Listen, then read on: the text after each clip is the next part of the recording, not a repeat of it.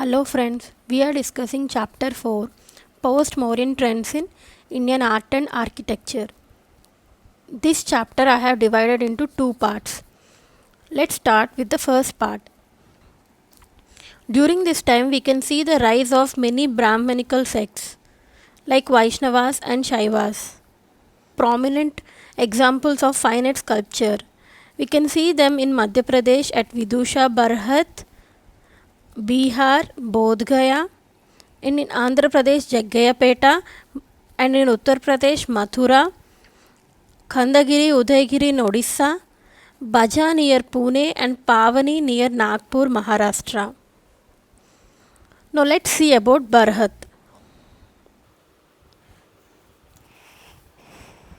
The Barhat sculptures are tall.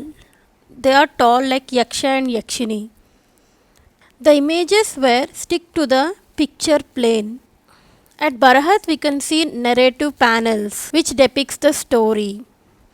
This is one of the Yakshini statue at Barahat. At the initial time on the stone slabs the dressing is very difficult. But later the human body and other forms were sculpted. We can also see shallow carvings. There is a general fitness in the body and arms, but later on the appearance have been modified.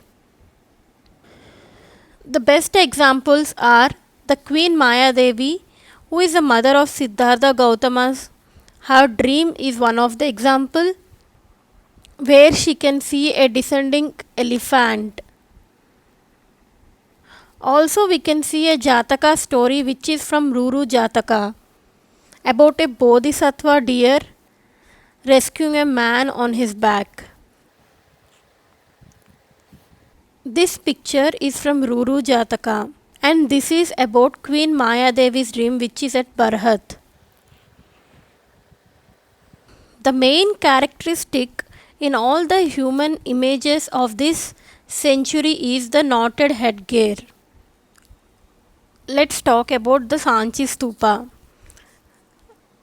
When Ashoka has constructed the Sanchi Stupa, there were Chatri, Harmika and Anda.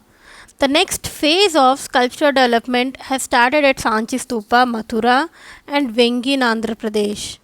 There you can see the lower Pradakshina Pada and Thoranas which has Jatakas on it. The sculpture and posture depictions were very natural and there was no stiffness in the body. This Pradakshina Pada, Vedika, Thorana are added at the later stage.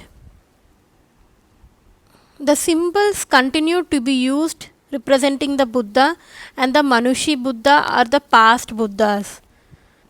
According to a textual tradition, there are 24 Buddhas, but only one Deepankar and the last 6 are pictographically represented. And you can see the narratives are more elaborated. And in Mathura, you can see images bear the same quality, but they are different in depiction of physiognomic details. This is the stone carving at Sanchi Stupa. It was a stone carving on one of the Thoranas. Now let's talk about Mathura, Sarnath and Gandhara schools. There were emergence of art production. The Gandhara, Mathura and Vengi emerged as an important centers of art production. The Gandhara is now in Pakistan, Mathura is in North India and Vengi in Andhra Pradesh. Mathura you can see from UP. In Mathura and Gandhara schools, the Buddha which was in the symbolic form got a human form. In the Gandhara school, you can see the confluence of Bactria, Bhartiya and local Gandhara tradition. But in case of Mathura, the local sculptural tradition was so strong and it got spread to other parts of North India.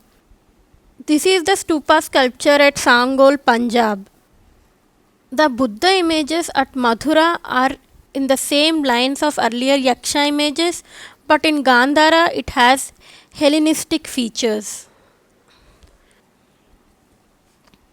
In Mathura school, there were images of Vaishnava and Shaiva, but Buddhist images are found in large number. The Vishnu and Shiva were represented in Ayudas. There were boldness in their carvings. From 2nd century to 6th century, there were many changes in the modeling of sculptures. A transparent quality in the robes of Buddha images is seen. Also at this time there were emergence of two other schools in addition to Mathura. They are Sarnath and Kosambi. The Sarnath school have a plain transparent drapery covering both shoulders, and the halo around the head is little ornamental. The Mathura Buddha images depict folds of the drapery, and the halo around the head is profusely decorated. Even though stupas tradition were continuing, we can see some kind of Brahmanical temples and images of gods. And each temple had a principal image of a god. And if you see the earliest temple shrines, they are of three kinds. First one is Sandhara, second one is Nirandhara, and the third one is Sarvatobhadra. The Sandhara is without Pratakshanapada.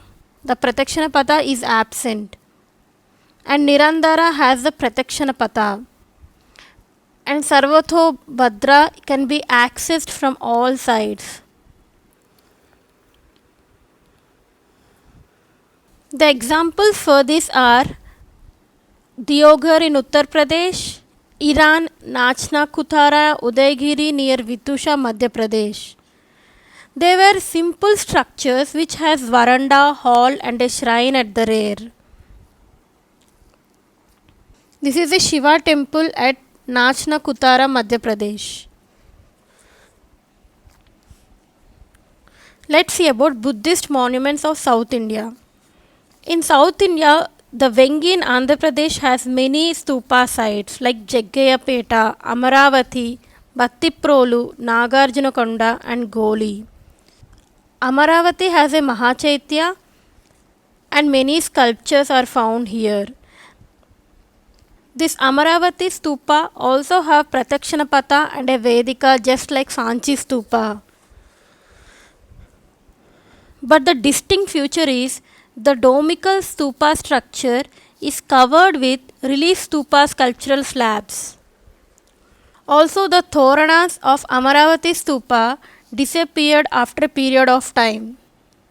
Like Sanchi stupa, the early phase is devoid of Buddha images, but during the later phase, the Buddha images are carved on drum slabs and at many other places. The Amaravati stupa's cultural forms is characterized by intense emotions.